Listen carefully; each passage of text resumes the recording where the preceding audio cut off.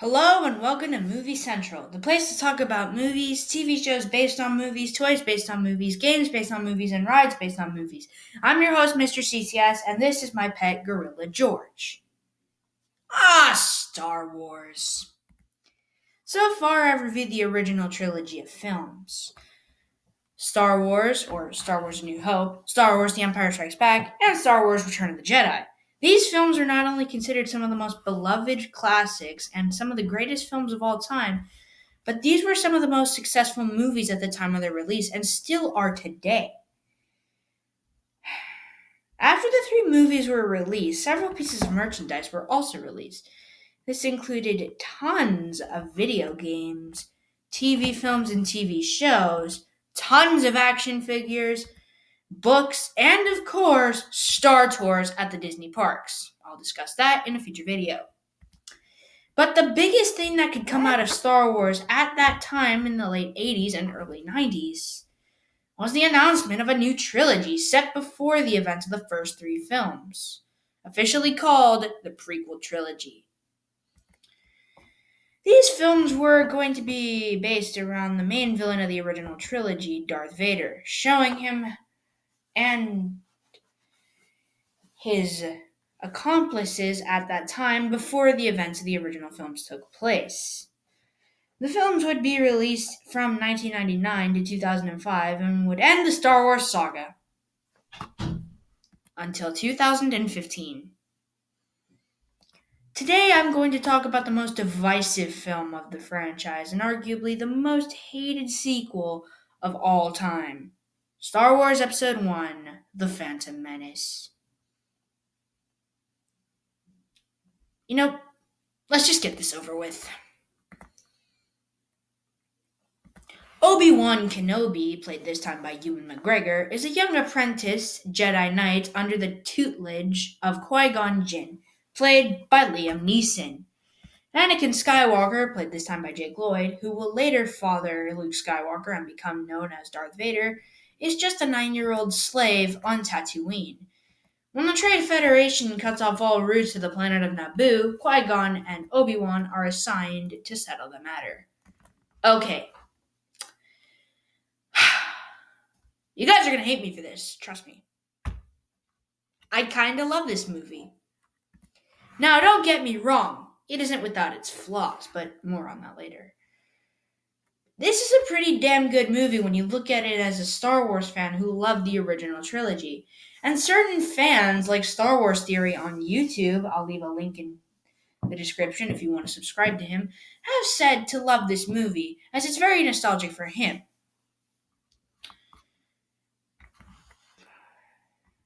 But what makes the movie great, you may be asking? Well, a lot of things. First, let's talk about the characters. We have Qui-Gon Jinn, a new character in the franchise. Now, despite him being in only one movie, he does leave an impact. He's wise and strong and gives a good line delivery. Sadly, he meets his end in an effective moment that affects everyone, especially Obi-Wan Kenobi, his apprentice. I mean, seriously, he was a great character. Why kill him off so early? Jesus. Speaking of which, Obi-Wan Kenobi is freaking amazing in this trilogy and possibly better than his original trilogy counterpart. Ewan McGregor looked like he had a blast with this role more than Alec Guinness did. Fairy tale rubbish my ass. Anyways, you can't have a movie without a female lead. Unless you're, John Carpenter's The Thing. Natalie Portman plays Queen Amidala, and she did a pretty good job. Sure, for most of the film, she sounds like the over-the-top Carrie Fisher from that one scene when she had a British accent in the original movie. Yeah, that happened. Go look it up. But she is a pretty good character, despite Portman not being a very good actress. Thor! Thor the Dark World! Thor Love and Thunder! Oh, excuse me. Next, we have Anakin Skywalker. Now, some people hate Jake Lloyd's performance, and some people love it. I love it. Lloyd was just 9 years old when he took on this role, and 10 years when the film was released.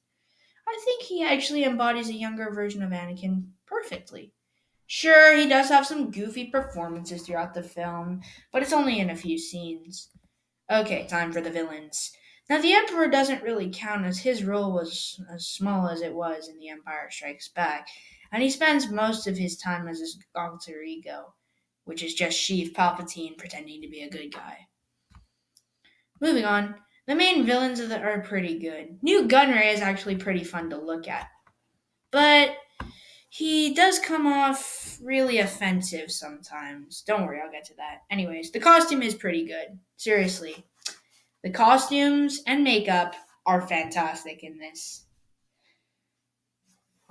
But the main villain of this film is one of the best Star Wars characters, the one, the only Darth Maul, portrayed by the best stuntman of all time, Ray freaking Park.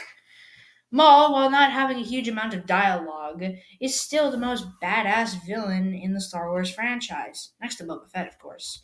By far the best scene he is in is the duel on Naboo. Even though he's killed pretty easily, he still left an impression, and that's why he wasn't killed.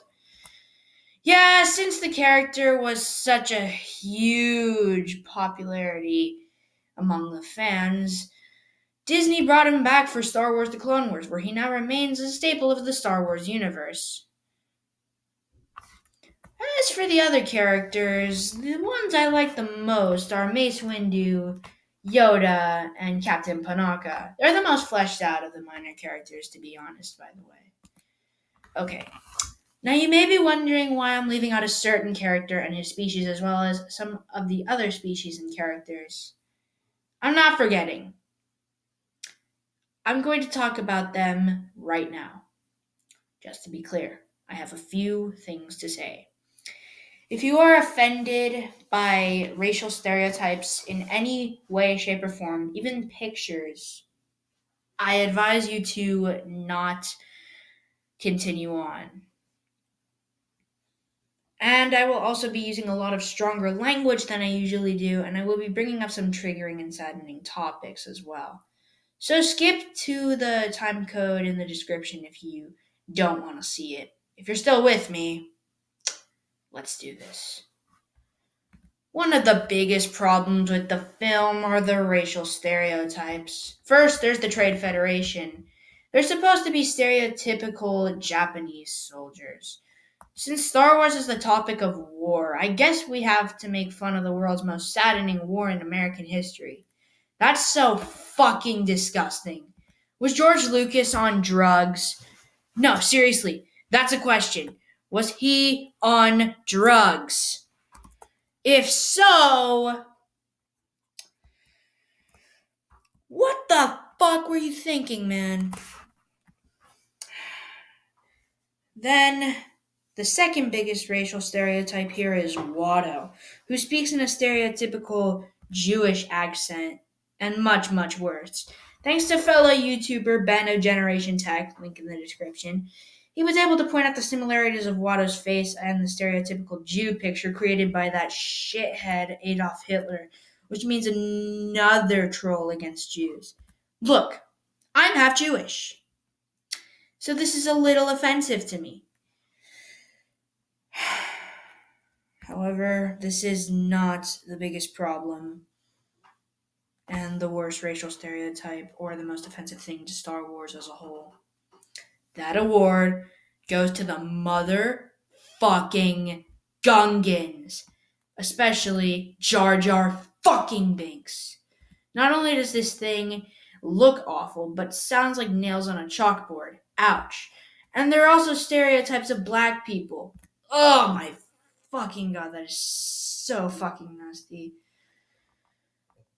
The saddening part of this topic is that the actor who played Jar Jar, Ahmed Best, actually almost ended up killing himself 20 years ago. Now he has my utmost respect, and I feel incredibly saddened toward him. He never deserved any of the hate he got. George Lucas did.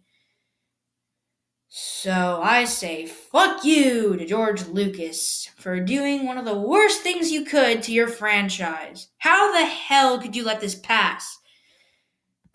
Okay, enough negatives. Back to the positives. Some of the visuals are good for 1999 standards. Only now are the special editions starting to seep in a little bit, and that was only for one or two scenes. And also, it's cool to see C3PO and R2D2 again. But the best parts of the movie are the action scenes. The very first scene of the movie shows us that the action has improved after 16 years since Return of the Jedi, and it also showed us that this film meant business. But there are only two scenes that stand out. The first scene is that badass pod race scene. Every time I watch this scene, I'm always hanging on the edge of my seat. And of course, we have the Duel of Fates, a whole 5 minutes of lightsabers clashing together with a fantastic score by John Williams, who still has an amazing score as always. So, what's my final verdict? Despite the big fucking problem that still really pisses me off, Star Wars Episode 1 The Phantom Menace is a pretty good movie when looking from a certain standpoint, with a good story, good characters, a fantastic score, decent visuals, and flawless action. I recommend this movie to Star Wars fans. Despite the mixed reviews, this movie is still a Star Wars flick. So that means I need to come back and watch it again and again.